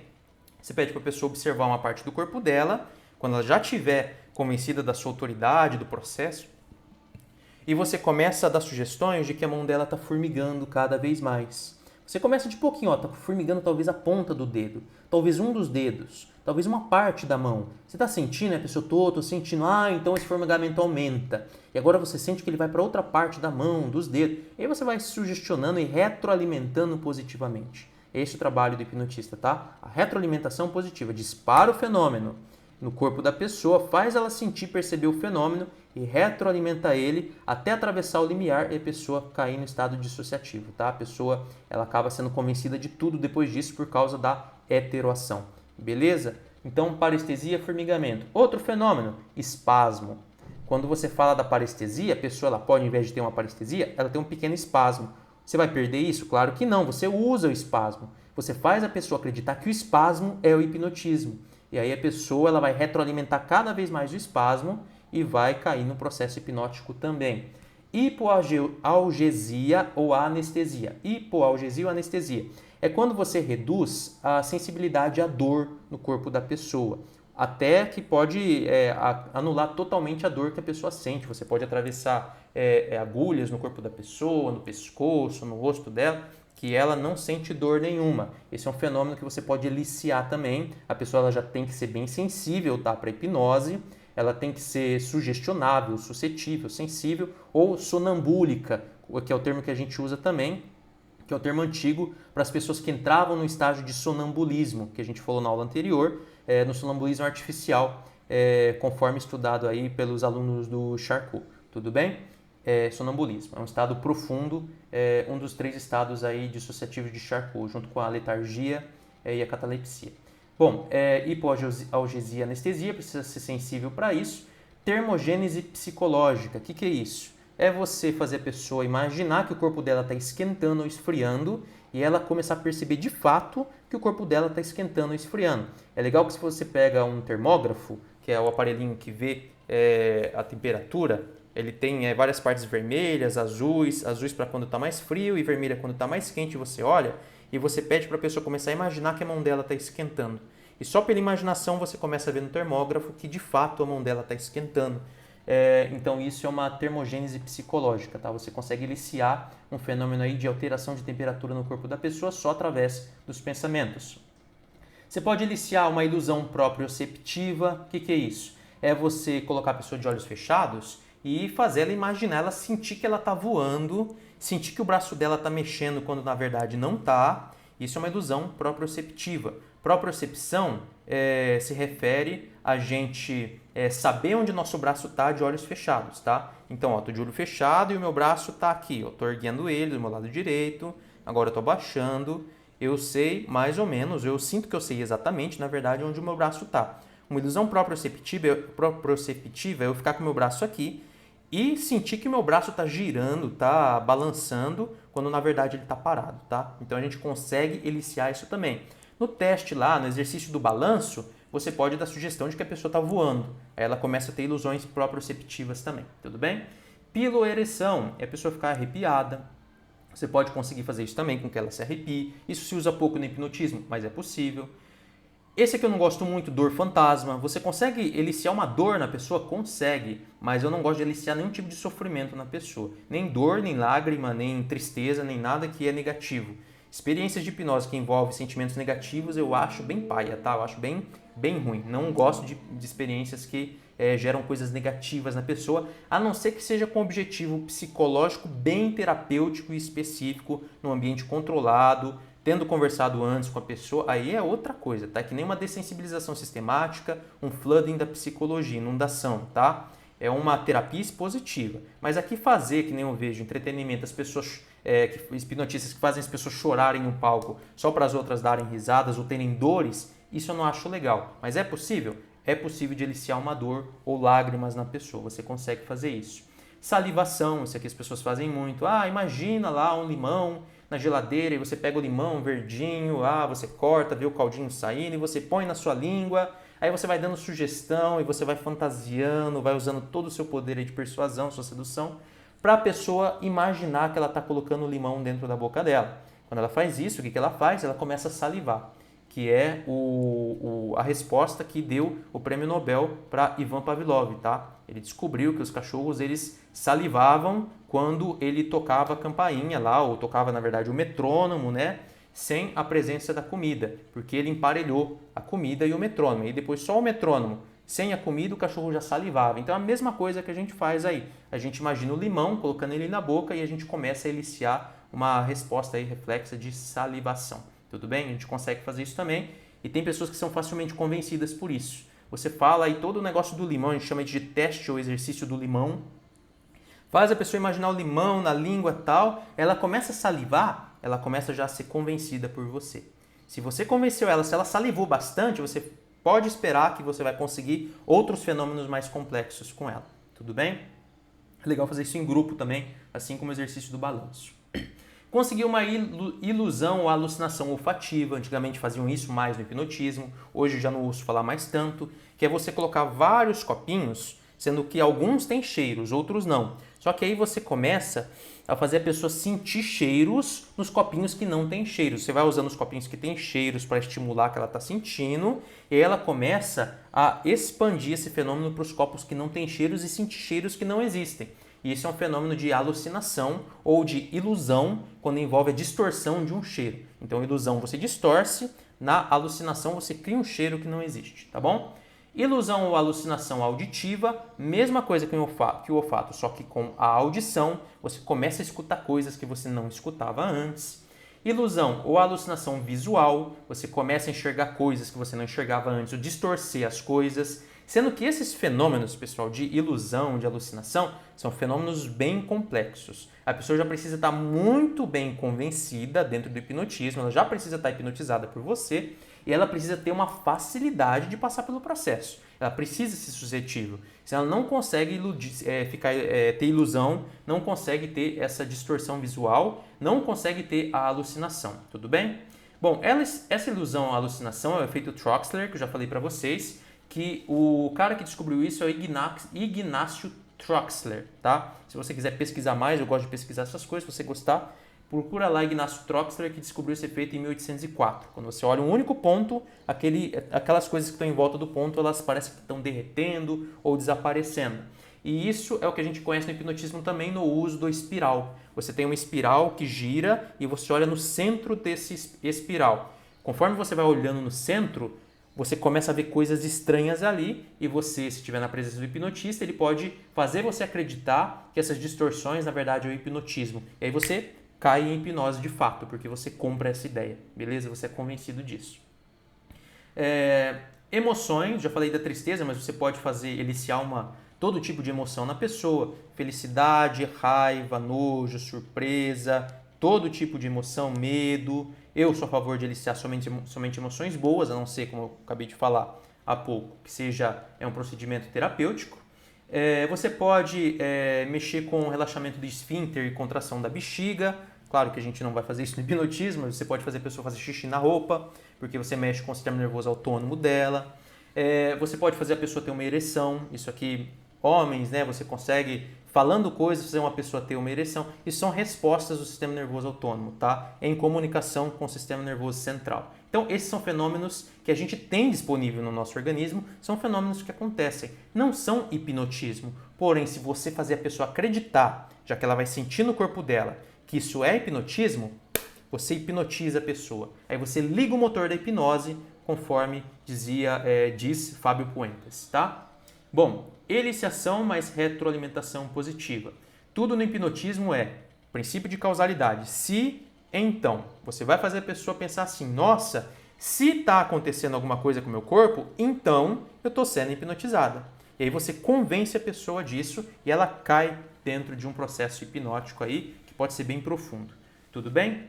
Então sempre mais corpo, retroalimentação positiva, foca no corpo para convencer a pessoa e muito cuidado com a linguagem, com a razão. Se você começar a questionar, dar muita explicação, começar a partir para a parte racional, ao invés de retroalimentar positivamente, que a gente faz mais através do corpo, você acaba retroalimentando negativamente, tá? Colocando dúvida. Então, tudo que é convencimento, corpo, organismo, retroalimenta positivamente, você vai retroalimentando. Tudo que é questionamento, razão, começa a retroalimentar negativamente, tirando a pessoa da hipnose, tá? Então, muito cuidado com razão, questionamento, explicação, argumentos demais. Vai mais para a emoção, para o sentimento da pessoa ver. Outra coisa que hipnotiza bastante é a pessoa enxergar outra pessoa sendo hipnotizada também, porque ela vê os fenômenos na frente dela e ela pensa, nossa, está acontecendo com ela, se está acontecendo com ela, então vai acontecer comigo também. Hipnose. E aí você consegue hipnotizar ela. Beleza? Isso funciona bastante.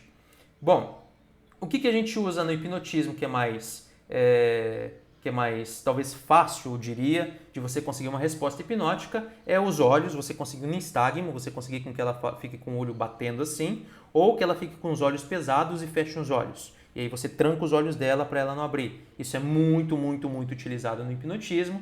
A ataxia, que é o balanço, que também, pessoal, eu anotei aqui agora que isso está sendo muito chamado aí de movimento ideomotor, pode ser chamado de ideoação também, que é um nome que um cara chamado William Benjamin Carpenter, um médico inglês, num artigo chamado On the Influence of Suggestion in Modifying and Directing Muscular Movement, Independently of Volition, ok? Então, da influência da sugestão na modificação do movimento muscular direto, independentemente da volição. Essa seria a tradução, que é um artigo de 1852, que você pode procurar aí, recomendo que você leia, que é um cara que começou a fazer uma pesquisa sobre como que os nossos pensamentos alteravam o nosso comportamento, não o nosso comportamento, mas o nosso movimento motor, tá? Que é tudo isso que eu falei. Você pensar em um movimento e o movimento acontecer sem que você precise deliberar. Você começar a pensar no balanço e o balanço acontecer. Você começar a pensar na temperatura mudando e a temperatura mudar de fato. Então, tudo isso, esse médico aí, Carpenter, ele vai juntar dentro daquilo que ele chama de movimentos ideomotores. Isso já lá em 1852, quando Charcot ainda estava começando os trabalhos dele. Tudo bem? Então é importante saber essas coisas, essa parte da história, para você saber onde procurar e também não sair por aí falando besteira, tá? Inventando coisas em cima disso. Então isso é uma coisa que já existe faz tempo. Ele também chamou isso de terceira lei do reflexo, outra coisa importante para saber. Sendo que o reflexo determina a vontade, foi isso que ele acreditou naquela época. Que quando você tem um reflexo, aquele reflexo vai determinar a sua escolha na sequência daquele evento. Então você tem um reflexo e a partir do reflexo você vai decidir o que você vai fazer. Você vai ter uma ação em função daquele reflexo. Por isso que ele vai chamar isso aí de terceira lei do reflexo, tá? De 1852. Tá, beleza. Ideomotor, ele vai dizer também que o movimento ideomotor ele vai depender de uma previsão de algo que você já tem. Então, de algo que já aconteceu antes. O que ele está querendo dizer? Que se você não tiver passado por aquele fenômeno antes, alguma vez na sua vida, então pode ser mais difícil de você passar por ele. Olha só, se você agora há pouco, eu fiz nessa aula já, você colar a mão aí na superfície. Se você conseguiu colar a sua mão, então vai ser muito mais fácil na próxima vez você colar ela de novo. Tudo bem? Porque agora você já sabe que você consegue. Então você cola em menos tempo, você cola de um jeito mais rápido. Tudo bem? É isso que ele está querendo dizer. Que quando a gente tem a previsibilidade daquilo que vai acontecer no fim do processo, a gente leva o nosso comportamento naquela direção, sabendo o que tenha que acontecer, tudo bem? Então a gente ajuda fazendo com que o processo aconteça de um jeito mais fácil quando a gente sabe os fins, tá? O que vai acontecer, os objetivos daquele processo. Se eu sei que o objetivo é cair no chão no estado de transe, então quando eu sei aquilo, mesmo que eu não queira, mesmo que eu tenha um pouco de receio, se eu ficar hipnotizado, eu vou levar meu comportamento naturalmente a cair no chão em estado de transe, porque eu sei o que vai acontecer no final. Eu fico preso com essa ideia dos fins, tudo bem? Eu direciono todo o meu comportamento para aquele fim. Bom, isso é movimento ideomotor. Ok, vamos seguir. William James. William James vai falar sobre o movimento ideomotor também na sequência do Carpenter, em 1890. Ele vai falar que a atividade ideomotora é o processo básico subjacente a todo comportamento volitivo e que ele surge também observando outras pessoas através do mimetismo. Então, veja só, é tudo aquilo que eu já falei para vocês, tá? Que o movimento ideomotor é algo normal no nosso organismo. Não é algo hipnótico, algo que é bruxaria, algo que é espiritismo, não tem nada a ver com isso. É um fenômeno fisiológico, natural. É um pensamento que antecede uma ação e coloca nosso corpo para funcionar na direção daquela ação. Tá? Isso vai ser evolutivamente, filogeneticamente, positivo para a nossa sobrevivência. Tudo bem? A gente já pensar e já começar a deliberar naquela direção, mesmo ainda que eu não tenha consciência dessa deliberação, que ela seja implícita, inconsciente, automatizada, tá? Então, isso é o movimento ideomotor que a gente tem disponível enquanto fenômeno no nosso organismo, tudo bem? Não tem nada de hipnose nisso. A hipnose vai estar onde? No fenômeno cognitivo da pessoa acreditar que isso é hipnose. E se ela acredita, aí sim ela é hipnotizada. Tudo bem? Bom, fenômeno da levitação. Isso aqui também pode ser chamado de um fenômeno ideomotor também.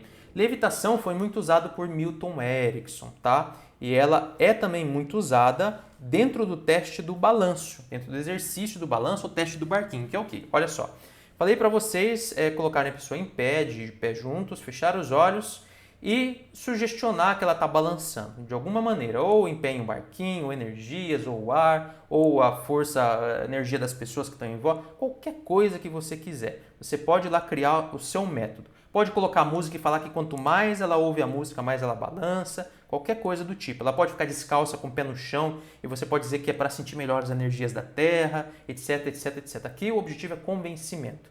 Convenceu, ela começou a balançar, já está hipnotizada, beleza? E quanto mais balança, mais hipnotizada ela está.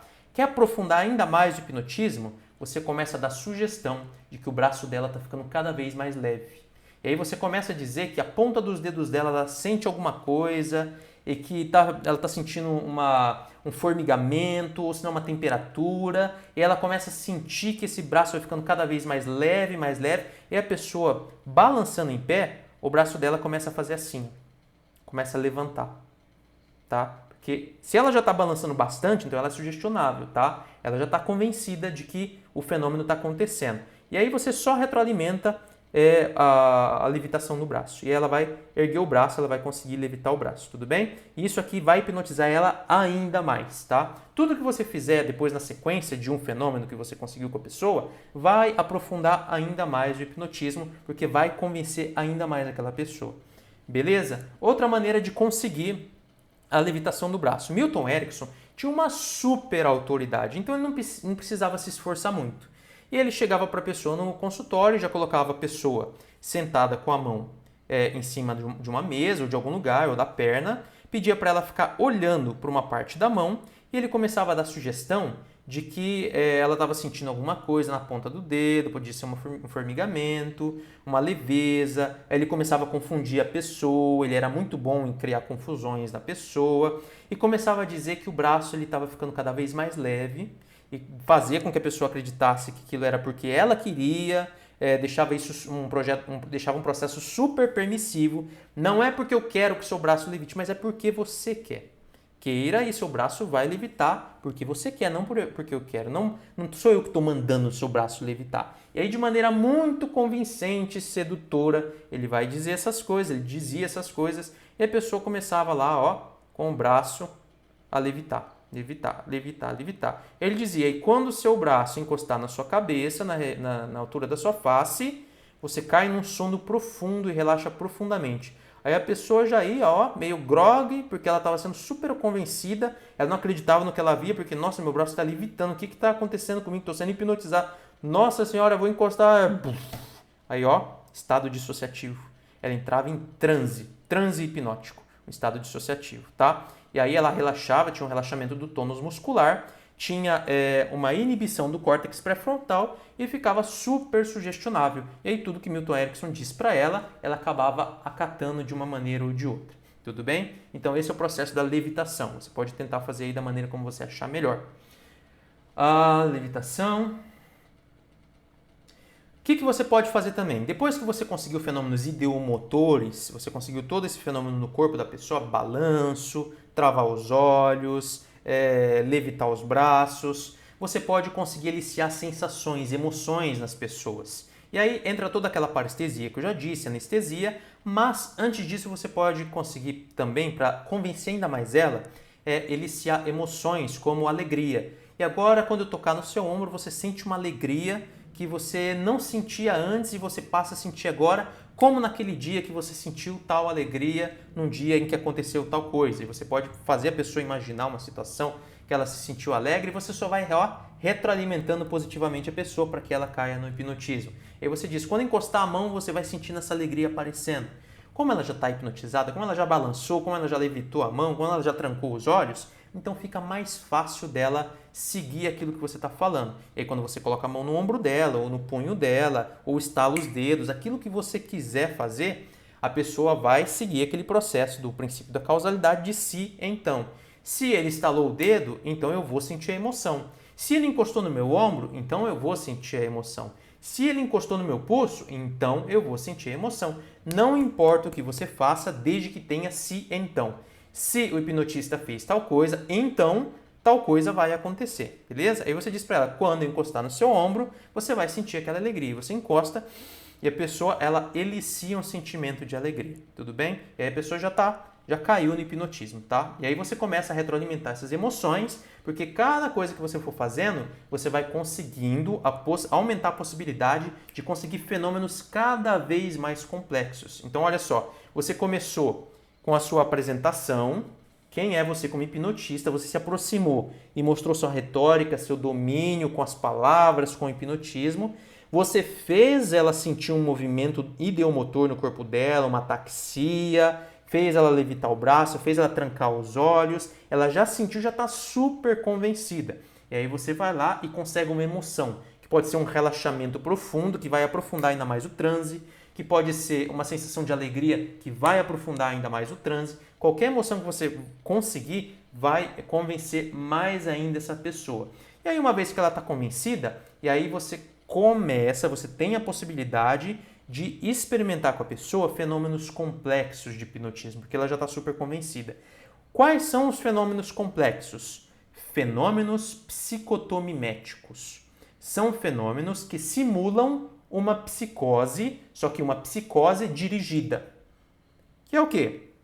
Ilusão visual, auditiva, alucinações, delírios, amnésia. Talvez a amnésia seja a mais simples delas para você começar a fazer.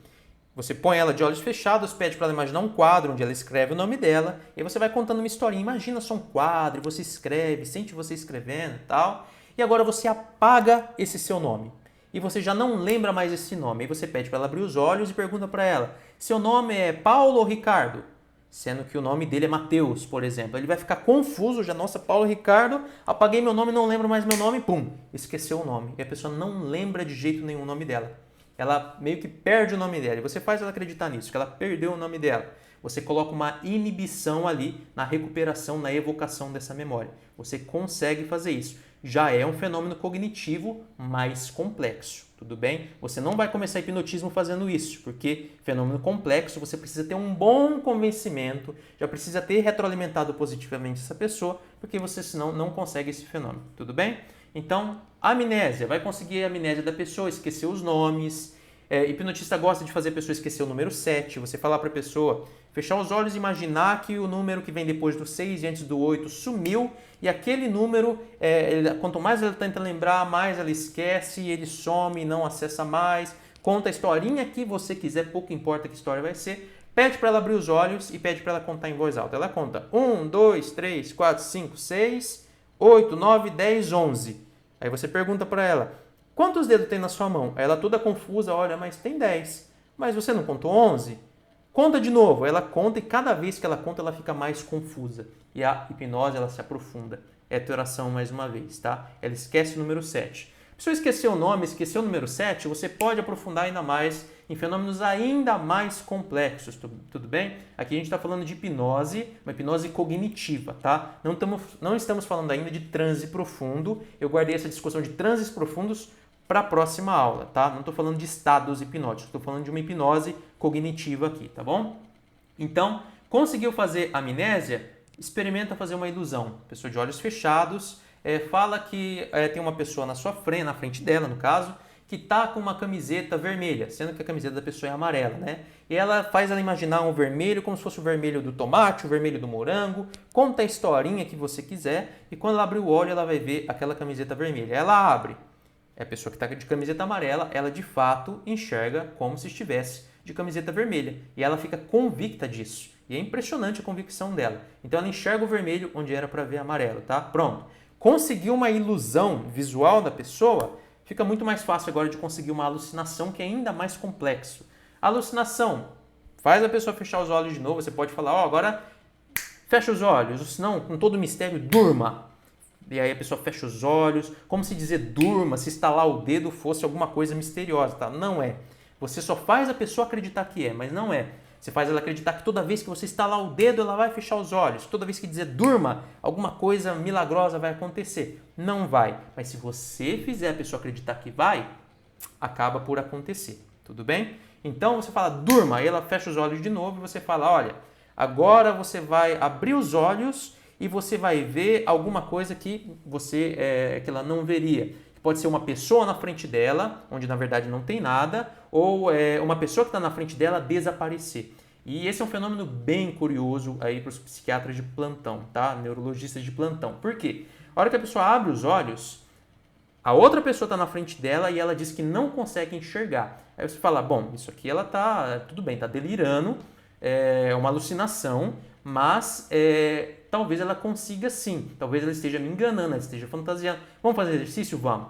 Aí a pessoa que está na frente dela, passa a mão na frente dos olhos dela, faz assim, tenta dar um susto nela e não tem reação pupilar, tá? A midríase miose, ela não acontece. E isso é um pouco assustador. É como se o cérebro dela realmente apagasse a pessoa da frente dela, tudo bem? Ela não tem a reação do olho aqui. A pupila não dilata e não contrai, independente do que a pessoa na frente dela faça, tá? Então, é um fenômeno neurológico mesmo, não é uma fantasia psicológica ali, é algo que está acontecendo biologicamente no cérebro da pessoa, tá bom? Então, alucinação. A gente vai chamar alucinação para fazer algo aparecer na frente da pessoa de alucinação positiva e para desaparecer alucinação negativa. Sendo que esses são termos que eu vi já no hipnotismo, mas dentro do estudo das funções cognitivas,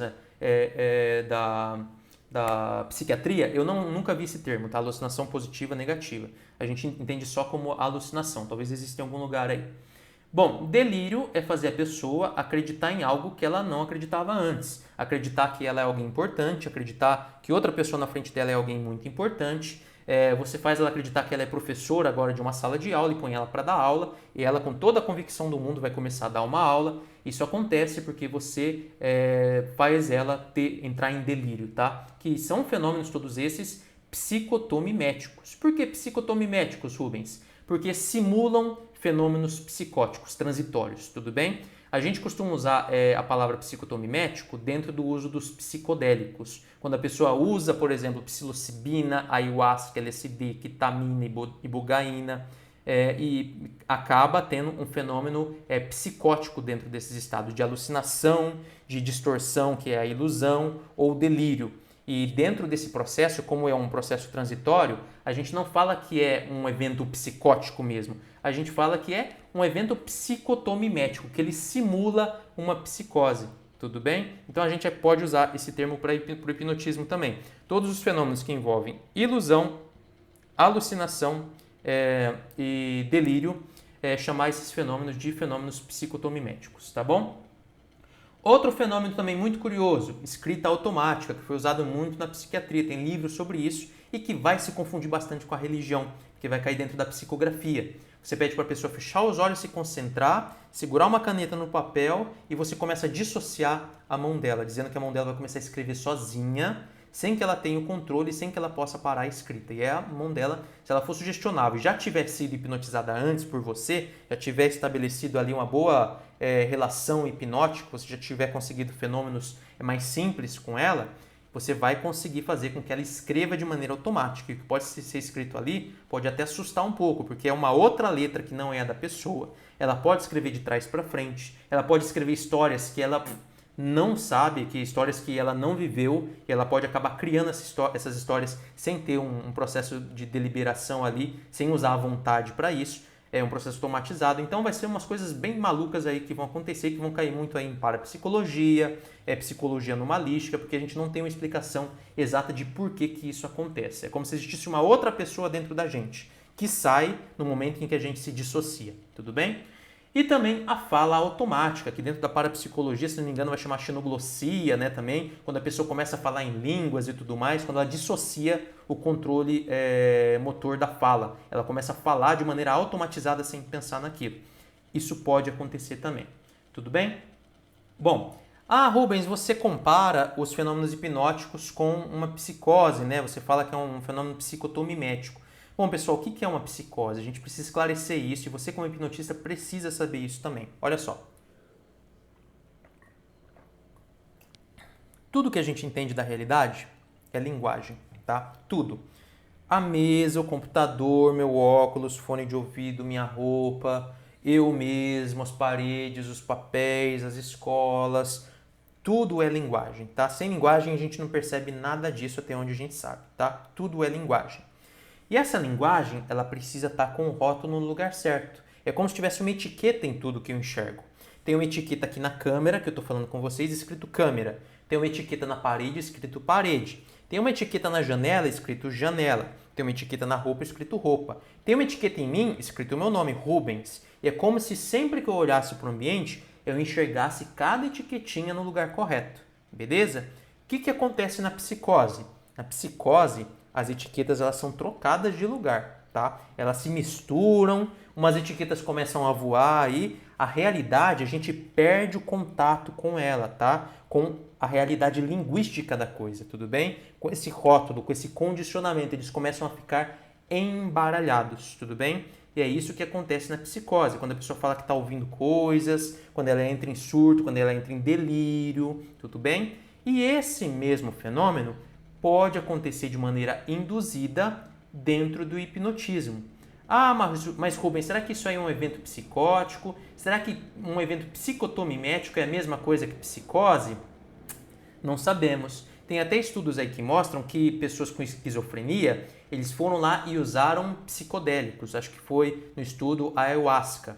E quando eles usaram, eles disseram que a alucinação que o psicodélico causou não era a mesma alucinação da psicose. Então, olha só que complicado.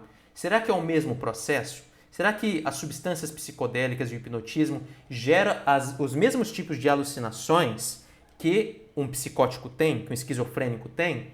Não sabemos. Eu não conheço nenhum estudo que mostra isso e não sei de um método que pode mostrar, porque a gente não sabe provar ali por A mais B o que o psicótico está enxergando. A gente não tem como provar. A gente só vai ter a parte fenomenológica, né, do relato que o psicótico dá. Então a gente não tem como provar isso a partir de um mecanismo, uma máquina, uma tecnologia. Então fica muito difícil da gente fazer estudo com isso, tá?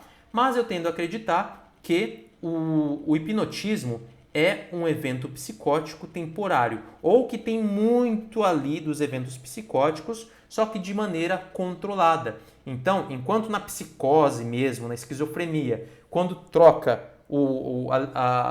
os títulos das coisas, os nomes que as coisas têm de lugar, a pessoa ela não pode conseguir organizar essas coisas de novo, e ela tem muito sofrimento, tem que tomar medicamentos aí para psicose mesmo, para controlar, como risperidona, etc.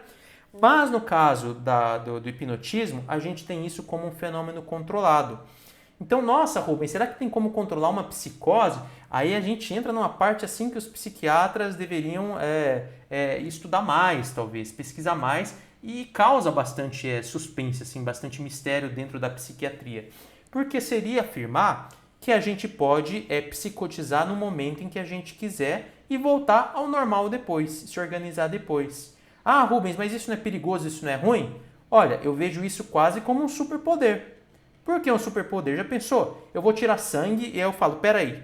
Aí eu faço assim com a minha cabeça, pronto, anestesiei meu braço, pode tirar sangue. Aí tira sangue com uma anestesia, não sinto dor nenhuma. Olha, eu quero fazer isso é um superpoder.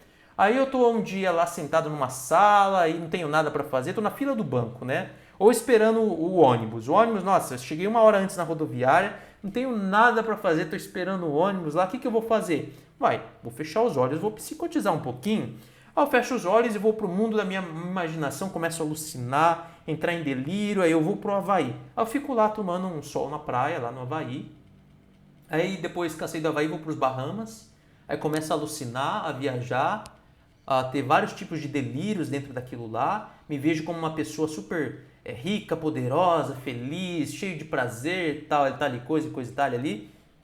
Tô psicotizando. E isso parece um superpoder. Se eu consigo fazer isso e depois, voltar ao normal, com controle, isso parece que é um superpoder, um controle do meu organismo. Será que existem pessoas que têm esse controle super profundo do próprio organismo, que alucina a hora que quer, que altera os sentidos a hora que quer, que delira a hora que quer e depois para de delirar no momento em que quiser também? Será que tem pessoas que fazem isso?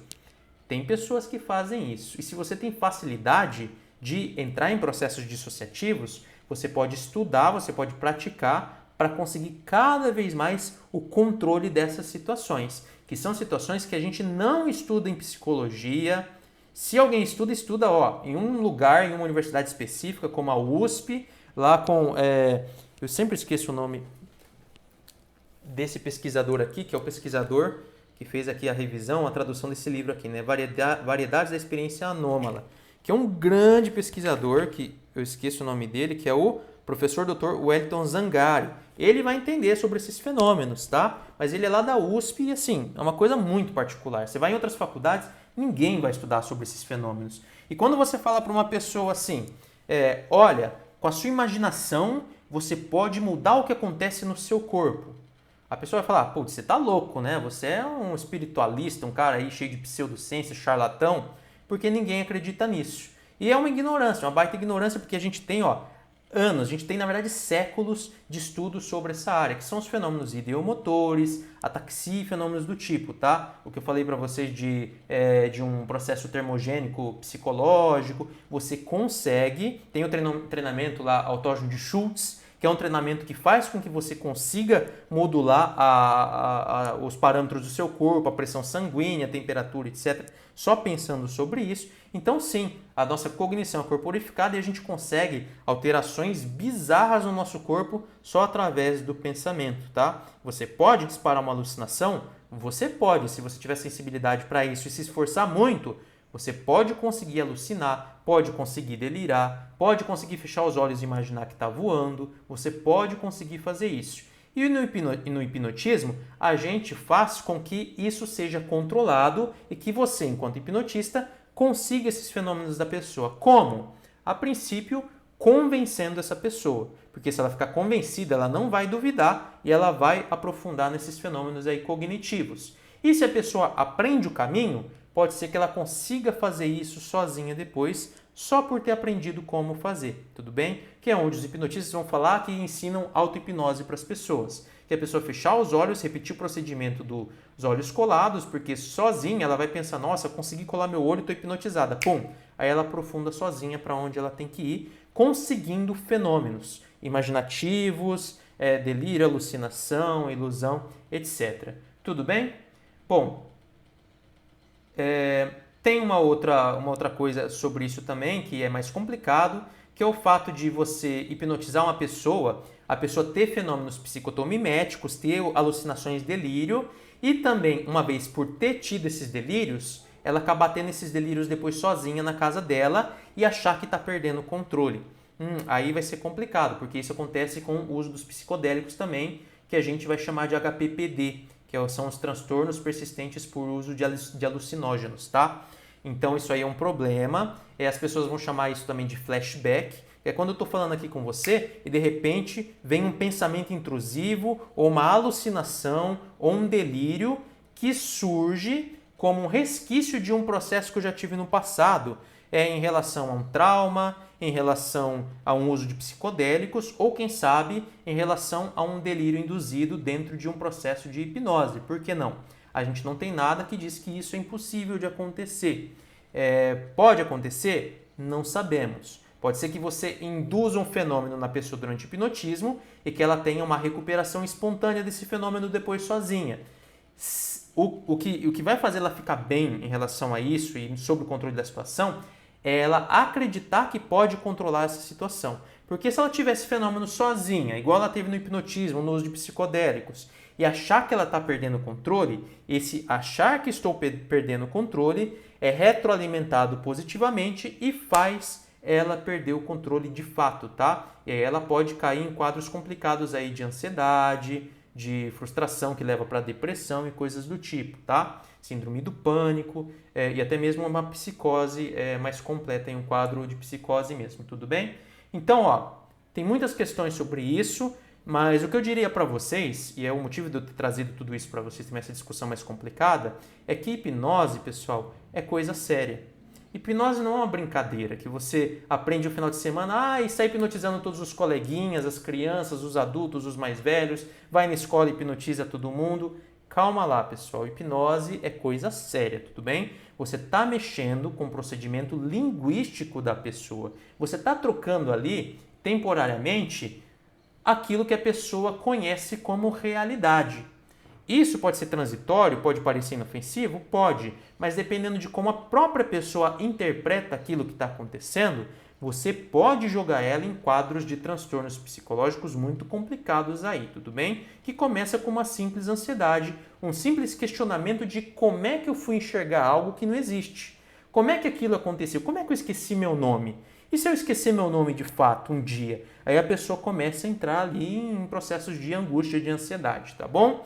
A pessoa pode entrar num processo de hipnose e começar a ter pesadelos depois, isso pode acontecer. Aí alguns hipnotistas vão dizer, mas isso aí é algo que é normal, porque é terapêutico, a pessoa estava precisando disso mesmo. Será?